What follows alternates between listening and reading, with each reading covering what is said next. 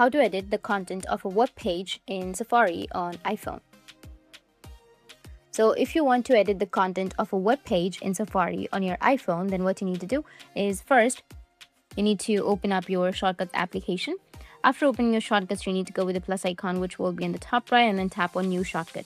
Once you tap on New Shortcut, you need to go with Rename, and then here you need to rename the shortcut as Edit Content. Once done, tap on Search Actions, and then now you need to search an action, which is Share. Tap on Share, and then tap on Input, go with Shortcut Input. Once done, you need to tap on Apps and 18 more, and now you need to go with Clear Everything and only allow Safari web pages. Now go with the tick, which will be in the top right.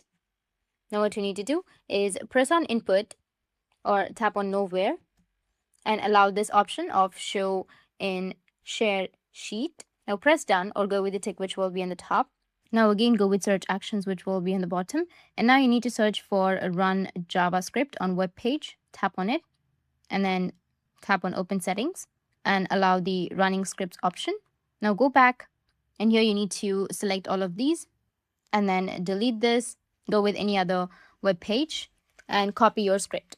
Once you've copied your script, or after doing so, you need to come back and then paste your script right here. And that's how you can edit the content of a web page. Now, what you can do is just simply go and open any web page where you would like to edit.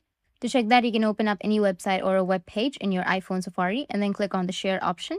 Once you've done, you need to scroll down a bit and you'll find this kind of interface. Just scroll down and then you'll have an option of Edit Content. Just tap on it, tap on Allow, and that's it. That's how you can edit the content of a web page in Safari or your iPhone. And if you have any questions, feel free to comment below. Thanks for watching.